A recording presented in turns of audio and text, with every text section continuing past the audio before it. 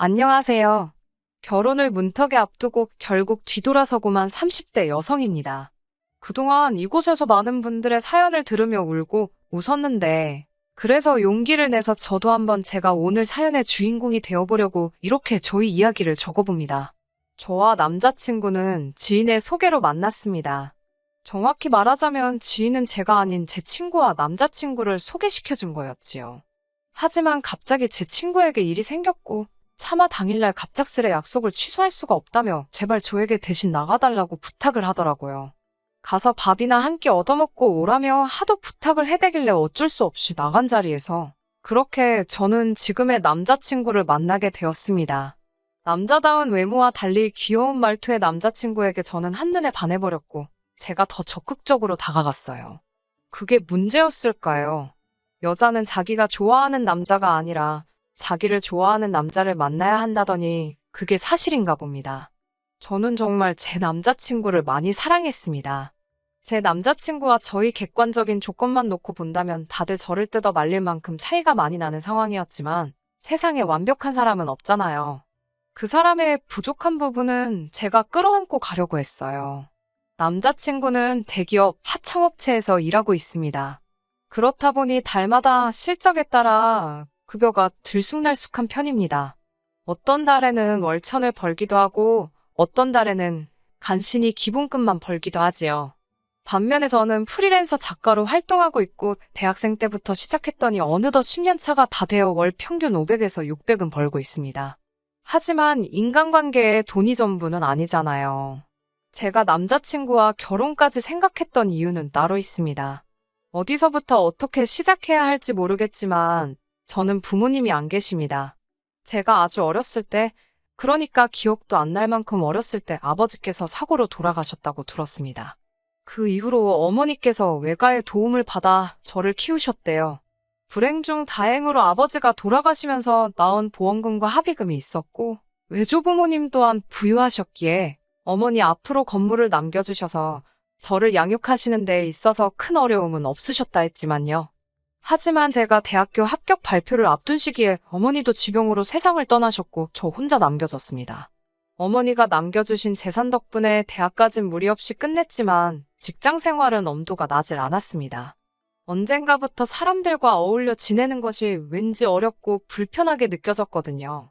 진단을 받아보진 않았지만 지금에서야 돌이켜 생각해보면 어머니의 죽음으로 인한 공황장애나 우울증이 아니었을까 싶어요. 결국 취업 대신 집에서 할 수 있는 일을 알아보다가 시작하게 된 게 프리랜서 작가입니다. 어려서부터 독서하고 일기 쓰고 그런 일들을 좋아했었거든요. 그렇게 다시 글을 쓰다 보니 마음의 병이 조금씩 치유되기 시작했습니다. 다시 사람들과 어울릴 수 있게 되었고요. 남자친구와 연애까지 하기에 이르렀지요. 아무튼 다시 본론으로 돌아와서 이 모든 상처를 남자친구는 아무 일도 아니라는 듯 이해하고 안아주었기에 남자친구가 경제적으로 결혼할 준비가 미흡했음에도 불구하고 제가 안고 가려고 했습니다. 하지만 결국 그놈의 돈이 뭔지 돈 때문에 남자친구와 파혼을 하게 되었네요. 어머니가 저에게 남겨주신 건물은 3층짜리로 상가는 전부 10개 정도 들어올 수 있는데 공실이 2개이고 8개는 현재 계약 중입니다. 그중 6개가 10년 넘게 같은 분이 사용 중이시고요. 건물에 있는 공실 중 하나는 제가 작업실로 쓰고 있습니다. 당연히 남자친구는 연애 초반에 제가 건물이 있다는 사실을 몰랐습니다. 제가 말하지 않았으니까요. 하지만 소개팅 주선자였던 지인이 저와 남자친구가 사귄다는 사실을 알고 나선 남자친구에게 제가 얼마나 괜찮은 여자인지를 어필한답시고 제가 건물이 있다는 이야기를 말했다 했습니다. 거기에 아파트도 하나 있다고요. 그로부터 며칠이 지난 후에야 지인에게서 연락이 왔는데 혹시 자기가 일을 그르치거나 한 건 아닌지 정말 미안하다며 저에게 몇 번이고 사과를 해왔습니다. 그런 연락을 받고 정말 많이 언짢긴 했지만 받아주는 거 말곤 뭐 선택지가 없었습니다. 솔직히 전혀 괜찮지 않았지만 그게 뭐라고 언제까지 숨기고만 있을 수는 없는 일이기 때문에 일단 괜찮다고 했습니다.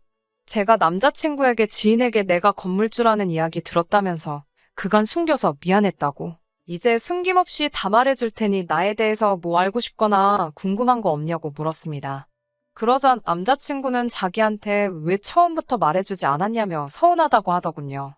자기가 명색이 남자친구인데 여자친구에 관한 이야기를 남한테 들어야 하냐고요. 하지만 왠지 모르게 남자친구의 표정은 밝아 보였습니다. 솔직히 여자친구가 건물주라는 싫다는 사람이 있을까요? 지금 생각해보니 서운하다는 남자친구의 말은 제가 남자친구에게 죄책감을 갖도록 만들기 위한 가스라이팅이었다는 생각이 들어요. 그때는 제가 정말 일부러 남자친구를 속여왔다는 생각에 미안하다는 마음이 더 컸거든요. 남자친구는 제가 미안해하는 마음을 알고 둘 사이에서 더 유리한 상황을 만들어갔던 것 같아요. 아무튼 남자친구가 거기까지만 했더라면 저는 기꺼이 남자친구와 제가 가진 것들을 나누고 또 나눴을 겁니다. 하지만 남자친구도 남자친구의 어머니도 욕심이 정말 지나치셨습니다. 사귄 지 6개월이 채 되지 않은 시점에서 남자친구는 결혼 이야기를 꺼내기 시작했습니다. 자기 생각에는 저에겐 친정이랄 게 없으니 저만 오케이 하면 거칠 것 없이 결혼이 진행될 것 같았나 봅니다. 하지만 저는 최소한 2년 정도는 사귀어보고 결혼을 하고 싶었기 때문에 남자친구가 원하는 대답이 뭔지 알면서도 절대 해주지 않고 있었습니다. 그 와중에 남자친구가 자기 집에 인사를 가자고 하더라고요. 저는 우리가 비록 결혼 이야기를 나누고 있긴 하지만 정말 결혼을 할지 안 할지도 모르는 일인데 괜히 가서 정들고 싶지 않다고 무섭다고 솔직히 털어놓았습니다. 그러자 남자친구는 왜 처음부터 그렇게 부정적으로 생각하냐면서 일단 가족들도 만나보고 정도 들면 좋지 않겠냐며 어떻게든 저를 확신시키려 들었습니다.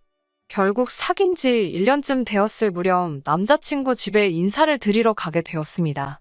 남자친구 부모님은 서울에서 벗어난 외곽에서 남자친구보다 6살 어린 여동생과 함께 살고 계셨습니다. 한눈에 봐도 지은 지 오래되어 보이는 복도식 아파트에 3사람이 살고 있었는데 방이 2개뿐이라 불편하겠다 싶더라고요. 집에 들어가 인사를 드리고 사간 과일과 고기를 꺼내놓으니 어머님께서는 건물도 있다더니 씀씀이는 별거 없네 하셨습니다. 그 말뜻이 제가 알뜰하네 뭐 이런 뜻이 아니라 말 그대로 사온 게 볼품없다는 식으로 비아냥거리시는 말투였습니다. 그러더니 제가 입은 옷차림을 아래 위로 찬찬히 훑어보셨습니다. 옆에서 남자친구 여동생도 저를 물끄러미 보더니 언니 입은 옷이 혹시 어디 브랜드 거 아니냐고 묻더라고요. 요즘 젊은 애들은 한눈에 그런 게 다 보이는구나. 신기하다 생각하면서 맞다고 대답했더니 남자친구 여동생은 그 옷이 자기가 너무 갖고 싶었던 거였다며 자기가 한 번만 걸쳐보면 안 되냐고 애걸복걸을 하더라고요. 결국 그런 걸 차만 보라고 옷을 벗어주는데 어머님께서 저를 빤히 보시더니 옷이 중요한 게 아니라 먹는 걸 잘 먹어야 한답니다. 그러면서도 결혼하면 너만 좋은 거 사 입지 말고 우리도 좋은 거 좀 사달라 하셨습니다. 만약에 제가 남자친구와 이미 결혼한 사이이고 어머님이 이미 제 시어머니셨다면 물론 그런 말씀을 하실 수도 있어요. 하지만 엄연히 저는 손님으로 간 자리였고 무엇보다 초면이었는데 어머님이 다짜고짜 무엇을 해달라 말씀하시니까 기분이 좋지는 않았습니다. 게다가 남자친구 여동생이 어디선가 저도 안 입을 것 같은 가디건을 하나 들고 나와서는 저더러 오늘 하루만 자켓 좀 자기 빌려주고 언니는 이거 입고 가면 안 되냐며 그 가디건을 저한테 내미는데 어찌나 당혹스럽던지요. 어머님까지 나서서 옷이 딱 봐도 우리 딸한테 더 잘 어울리는 것 같은데 하루만 양보 좀 해주면 안 되겠냐고 그러시니 난감하게 이를 데가 없었습니다. 하지만 제가 설마 남자친구 여동생이 옷 하나 빌려달라고 파혼까지 생각했을 리가 있나요? 식사를 하면서 본격적으로 대화가 엉망이 되어갔습니다. 어머님께서는 식사를 하시다 말고 저에게 그럼 혼자 사는데 음식은 어떻게 해결하냐고 물으셨습니다. 요리는 그래도 제법 하지 않냐고 물어보시면서요. 부끄러운 말이지만 저는 요리를 못합니다. 할 기회도 없었고 할 이유도 없었어요. 어머니가 살아계실 때는 당연히 어머니가 챙겨주셨고 돌아가신 이후로는 학식을 먹거나 반찬 가게에서 사다 먹었습니다. 제 입장에선 음식하는 시간에 글을 쓰고 일을 하는 편이 훨씬 경제적으로 이익이기 때문에 굳이 요리에 관심을 가질 필요가 없었지요. 하지만 이를 구구절절 시어머니 되실 분께 말씀드리긴 어려워서 음식은 그냥 솜씨가 없어서 잘 못한다고만 말씀드렸습니다. 그러자 어머님께선 사먹는 반찬이 뭐가 영양가가 있겠냐면서 본인이 직접 일주일에 2번씩 반찬을 만들어다 줄 테니 반찬값으로 일주일에 20만 원씩을 달라고 하시더라고요. 제가 반찬 가게에서 한 달치로 쓰는 돈을 일주일마다 달라고 하시니 조금 어이가 없었습니다. 떨떠름한 표정으로 제가 대답을 못하고 있었는데 어머님은 그다지 개의치 않으시는 눈치였어요. 한마디로 당신은 말씀하셨으니 넌 따르기나 해라 였지요. 일단 그 자리에서는 대놓고 거절하면 예의가 없지 않나 싶어서 대충 알겠다는 듯이 대답을 흐렸습니다. 그런데 거기서 끝나는 게 아니라 이번에는 건물 관리는 지금 누가 어떻게 하고 있느냐고 물어보시더군요. 건물 관리는 어머니가 살아계실 때부터 해주시던 어르신이 계시다고 했더니 늙은이가 해봤자 얼마나 할 수 있겠냐며 이제 그걸 아버님한테 맡기자는 겁니다. 하지만 딱 봐도 기존에 계신 분과 연배도 비슷해 보이셨고 무엇보다 제 입장에서 시아버지 되실 분이 건물 관리인으로 계시는 게 제 입장에서 편할 일이 전혀 없었지요. 굳은 일도 많고 더러운 일도 많은 걸 알고 있으니까 말이에요. 저는 어머님께 그건 어려울 것 같다고 말씀드렸습니다. 기존에 일하고 계신 분과 저희 어머니가 살아생전 친하게 지내신 동료 같은 분이라서 제 마음대로 나가라 마라 할 수가 없다고요. 그러자 어머님께서는 이제는 네 죽은 엄마가 아니라 네가 건물주인데 못할 게 어딨냐입니다. 자꾸 저한테 네가라고 부르시는 것도 마음이 상했는데 죽은 엄마라고 하시니 너무 불쾌하고 화가 나더라고요. 마음 같아선 어머님께 소리라도 한 번 내지르고 뒤돌아서 나가버리고 싶은 심정이었습니다. 어줍잖게 대답을 계속 해드리고 있으니 제가 만만하게 보였던 건가 싶어서 저도 불편한 기색은 숨기지 않기로 했어요. 그래서 얼굴에 기분 나쁘다는 티를 팍팍 내면서 있었습니다. 여차 싶으면 그냥 판 엎어버리고 나갈 생각으로 말이죠. 하지만 어머님의 불편한 질문 공세는 끊이지가 않았습니다. 이번엔 하시는 말씀이 월세 관리는 누가 하고 있냐고 물으시더군요. 당연히 제 건물이니 제가 하고 있다고 했어요. 그러자 어머님께서 결혼하면 그건 이제 남자친구가 관리할 수 있도록 해주랍니다. 그래야 입주자들이 남자친구를 건물주로 인식을 한다나요. 건물주는 엄연히 저인데 왜 입주자들이 남자친구를 건물주로 인식을 해야 한다는 건지 저로선 이해할 수가 없었습니다. 하지만 어머님은 계속해서 남자친구에게 월세를 관리하게 하거나 아니면 건물 명의를 공동으로 바꿔줄 것을 요구하셨습니다. 제가 정말 열이 받았던 건 이 모든 말도 안 되는 어머님의 말씀을 남자친구가 옆에서 다 듣고 있으면서도 그 어떤 작은 액션도 취하지 않더라는 거예요.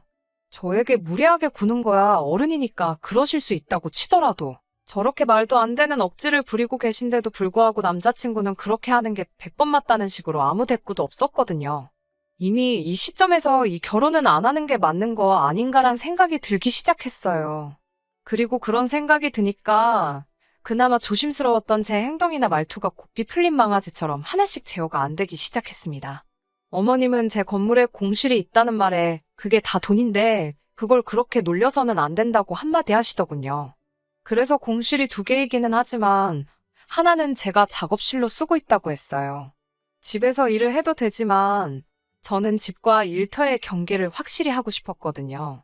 그런데 어머님은 그렇게 돈을 날리고 있냐면서 세를 낮추더라도 싸게 내놔서 사람들을 들어오게 해야 한다는 겁니다. 그리고 하나 남은 건 좋은 생각이 있다면서 세를 받지 말고 남자친구 여동생에게 가게를 하나 오픈해주는 건 어떻냐고 하시는 거였어요. 남자친구 여동생이 딱 보기에도 뭐 똑부러지게 할 줄 아는 거 없어 보이는데 무슨 가게를 하냐고. 그리고 건물이 위치가 나쁘지가 않아서 세가 비싼 편인데 감당 가능하겠냐고 빈정대듯이 말하니 시어머니가 애가 자리 잡을 때까지는 월세는 받지 말아야 하는 거 아니냐고 하시는 겁니다. 제가 어머님께 저는 오늘 아가씨를 처음 봤는데 아가씨의 뭘 보고 1년이란 유예기간을 주냐고 여쭤봤어요. 그러자 어머님께서는 또 우리 아들이랑 결혼하면 얘 네 신우 될 사람인데 무슨 말을 그렇게 섭섭하게 하냐고 하시는 겁니다. 부모가 없다더니 가족 없이 자란 티를 낸다고 일단 가족이 잘 돼야지 너도 잘 되는 법이라고 하시더군요. 제가 남자친구와 결혼 이야기를 나눈 건 사실이지만 결혼을 하기로 확정된 것도 아니고 그렇게 해야만 하는 것도 아닌데 벌써부터 제가 가진 게 자기들 거라도 된 것 마냥 하는 꼬라지를 보니 결혼하고 나서의 앞으로가 눈에 선하더라고요. 그래서 어머님에게 상가 임대 주는 게 애들 소꿉장난은 아니지 않냐고. 월세를 제가 해준 애만에 하기 전에 일단 아가씨가 뭘 잘하는지, 뭘 할 수 있는지 제가 어떻게 믿냐고. 전 그 상가를 원한다면 믿음을 가질 수 있는 자료를 가져오라고 했습니다. 그러자 어머님 얼굴이 울그락불그락 거리더니 난리가 났습니다. 네가 뭔데 내 딸을 평가하려 드냐면서요. 저한테 그까짓 거 건물 하나 있다고 어지간히 유세 부린다면서 소리를 지르시더군요. 유세라고 말씀하셔도 저는 해줄 생각이 없다고 딱 자르니 어머님이 저더러 꼴도 보기 싫다며 이제 그만 가보라 하셨습니다. 저도 더 있어봤자 좋은 소리도 못 들을 테고 차라리 바라던 바였어요. 제 입으로 파혼하자는 말 안 해도 되니 제 입을 더럽힐 필요도 없었고 말이죠. 제가 집을 나섰더니 남자친구가 바로 제 뒤를 따라오더라고요. 계속 무시하고 지나가는 제 앞을 막아서고 이렇게 끝낼 거냐며 어이도 없게 저를 붙잡으려 하더군요. 무슨 할 말이 더 남아서 저러는지 드러나 보려고 했더니 내가 왜 이러는지는 생각도 못했는지 말도 안 되는 소리를 뱉어대더군요. 남자친구는 죽은 사람 소원도 들어준다는데 산 사람 소원 못 들어주냐면서 이번 한 번만 못 이긴 척 자기 동생 가게 좀 내게 해달라는 겁니다. 지금 그딴 소리 하려고 나를 따라 나온 거냐고, 내가 왜 니네 집에서 자리 박차고 나온 건지 하나도 모르는 거냐고 한마디 했어요. 그제서야 남자친구도 정신이 들었는지 가족 일이라서 자기가 제대로 판단을 못한 것 같다며 제 다리를 붙잡고 빌더라고요. 차라리 결혼하고 나면 자기 가족들과 연을 끊고 살 테니 저한테 파혼만은 하지 말자고 빌더라고요.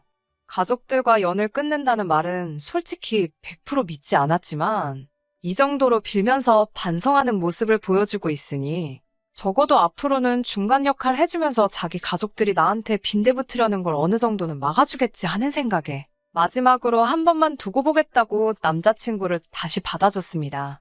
가족들이 그러면 남자친구도 똑같이 거지근성이 가득하다는 말인데 그래도 그동안 만나온 정 때문인가 남자친구는 다를 수도 있겠다 생각했나 봐요. 제가 대체 무슨 생각으로 남자친구는 멀쩡하다고 생각했는지 모르겠네요. 남자친구와 그 가족들의 시커먼 속내를 알게 된 건 제가 남자친구를 다시 받아주고 얼마 지나지 않아서입니다. 마감이 늦어지게 되면서 남자친구한테 제 건물로 와달라고 말을 했어요. 기다릴 수 있으니 그냥 만나기로 한 장소에서 만나자고 한 걸 괜히 저 때문에 오래 기다리게 하고 싶지는 않으니 그냥 오라고 했습니다. 자꾸 이쪽으로 오는 걸 꺼려 하길래 왜 그러나 싶었는데 그 이유를 알게 되었습니다. 제가 일을 마치고 나니 저도 몸이 피곤해서 어디 가고 싶은 생각이 들지 않더라고요. 그래도 저녁 식사는 해야 하니 건물 1층에 있는 고깃집으로 향했어요. 제가 건물주라고 해서 세입자들을 하대하고 그러지 않거든요. 그래도 괜히 저를 어려워들 하시는 것 같아서 건물 안에 있는 곳은 잘 가지 않는데 그날따라 사장님이 저를 더 어려워하신다는 느낌을 받았습니다. 그래도 저도 거의 매일같이 제 작업실 오며 가며 하면서 마주치면 인사도 나누고 가벼운 농담도 주고받는 사이인데도 말이에요. 그리고 괜히 느낀 거긴 하지만 남자친구도 어렴풋이 사장님과 눈을 마주치지 않으려고 하는 것 같았고요. 아무튼 식사가 끝나고 사장님한테 계산을 하겠다고 했는데 오늘은 계산을 하시는 거냐는 알 수 없는 말을 하셨어요. 뭔가 이상한 촉이 들어서 그게 무슨 말이냐 물었더니 제 옆에 있는 남자친구 이야기를 하시더라고요. 얼마 전부터 시어머니 되실 분하고 같이 자주 오셔서는 건물주 가족한테 돈을 받을 작정이냐며 가게 자리 빼앗기고 싶지 않으면 자기들 눈치를 보라고 하셨답니다. 제가 안 그래도 신우될 사람한테 가게 하나 내줄 계획을 가지고 있는데 장사하고 있는 가게 뺏어다가 주는 게 제일 편한 거 아니겠냐고 반협박식으로 사장님한테 겁을 줬다네요. 그동안 계산 안 하고 간 건 덤이고 월세를 현찰로 저 말고 자기한테 내라고까지 했다는 겁니다. 사장님은 세금 계산서 때문에 그게 그렇게 되는 건가 싶어서 현찰로 준비는 했는데 주지는 못하고 있었다고 하면서요. 저는 그 길로 남자친구 멱살을 붙들고 바깥으로 끌고 나갔습니다. 저게 무슨 소리냐고 따져 물었어요. 남자친구는 이 상황을 다 알고 있을 뿐만 아니라 저한테 연 끊고 산다고까지 했으면서 제가 없을 때마다 자기 가족들을 데리고 와서는 세입자들한테 제 이름을 팔아갑질을 하고 다녔던 거예요. 심지어 그걸 빌미로 돈까지 뜯으러 다녔던 것이고 나중에 알았지만 이 고깃집뿐만 아니라 여기저기 다니면서도 아주 판을 크게 벌려놨더라고요. 대체 무슨 생각으로 그러고 다닌 거냐고. 나한테서 그걸 숨길 수 있을 줄 알았냐고. 걸리면 어떻게 하려고 그런 짓을 했냐고 했더니 그제서야 소리를 치더라고요. 저 때문에 가족들하고 연까지 끊어야 했는데 혹시나 결혼도 못하게 되면 자기가 뭐가 되겠느냐면서 되려 호통을 치기 시작했습니다. 저랑 헤어지기 전에 어떻게 한몫을 챙기던가? 어떻게 잘 돼서 결혼까지 되더라도 세입자들한테 자기도 건물주라는 걸 각인시키기 위해서 그랬다는 거예요. 아무리 조물주 위에 건물주가 있다지만 자기가 뭔데 세입자들에게 자기가 건물주라는 걸 각인을 시키며 갑질을 하려 드는 거냐고 말하면서 남자친구를 바닥에 패대기 쳐버렸습니다. 남자친구는 나름대로 그동안에 서운한 게 있었는지 울분을 터트리면서 저보고도 그러는 게 아니라고 하더라고요. 부모님도 없는 너를 가족으로 받아주려던 우리 엄마한테 그러는 거 아니다. 그리고 자기 집에 인사드리러 갔던 날도 집이 비좁아서 내 여동생이 거실을 방처럼 쓰고 있는 걸 봤으면 너는 24평 아파트에 혼자 살고 있으면서 방 하나 내 여동생한테 내어준다는 말도 못하는 거냐 하면서 따지기 시작했어요. 그리고 어차피 비어있는 상가에 가게 하나 차려주는 게 뭐가 그렇게 힘드냐고. 세상 어느 부모가 자기 자식이 배우자한테 쩔쩔매며 사는 꼴을 보면서 기분이 좋겠냐고 하는 겁니다. 제가 자기 가족들 앞에서 지를 너무 우습게 만들었다나요. 앞뒤 안 맞는 헛소리도 더는 들어주고 싶지 않았고 저희 부모님이 돌아가신 이야기를 떠나서 마치 내가 자기랑 결혼 생각을 하고 있으니 자기 가족들한테 가니며 쓸개며 다 빼주고 집도 돈도 건물도 다 가져다 바쳐야 한다는 듯이 생각하고 있었다는 게 어이가 없더라고요. 그래서 더 볼 것도 없다고 기회를 주려고 했던 내가 바보였다고 말하고 그냥 헤어지자고 했습니다. 그리고 우리 건물 세입자들한테 뜯어간 돈이나 무전 취식한 것들 다 돈으로 갚아내라고. 그렇게 하지 않으면 법적인 조치를 할 거라고 했어요. 그랬더니 질질 짜면서 남자친구는 저와 헤어지고 싶지 않다고 난리를 치더라고요. 남자친구는 끝까지 우리만 잘 살면 무슨 재미냐고 온 가족이 다 잘 사는 게 진짜 행복이라며 절 설득하려 들었습니다. 니네 가족이 잘 살게 되는 게 나랑 무슨 상관이냐고 헛소리 좀 하지 말라고 일침을 가하고 길바닥에 나자빠진 남자친구를 뒤로하고 저는 집으로 돌아왔습니다. 그런데 헤어지고 얼마 지나지 않아서 소개팅을 주선했던 지인으로부터 충격적인 이야기를 들었습니다. 남자친구가 회사로부터 잘렸답니다. 듣자하니 저랑 결혼하는 게 기정사실화 되었다 생각하고 자기는 앞으로 건물주가 될 거라면서 일을 아주 건성으로 하다가 상사들 눈밖에 나서 잘리게 되었답니다. 자기가 잠시 마음이 콩밭에 가 있어서 그랬다며 한 번만 기회를 달라고 절절 빌었는데도 소용없다며 끌어내지기까지 했다니 볼만했겠더라고요. 그나마 남자친구 집에서 돈 몇 푼 벌어가는 건 남자친구 하나뿐이었는데 그 거지 같은 집구석 기둥이 무너져 버렸으니 타들어간 재속 하나만큼은 덕분에 후련해졌네요. 아직도 저는 언젠가 저에게도 가족이 생길 거라고 믿습니다. 제가 가진 걸 탐내는 탐욕스러운 사람들 말고 그냥 평범하게 저에게 조건 없는 사랑과 관심을 주는 그런 가족 말이에요. 오늘따라 저를 떠난 가족들이 너무 그립습니다. 끝까지 들어주셔서 감사합니다. 오늘의 사연은 여기까지입니다. 구독과 좋아요, 알람 설정 부탁드리고 더 좋은 사연으로 다시 찾아뵙겠습니다. 감사합니다.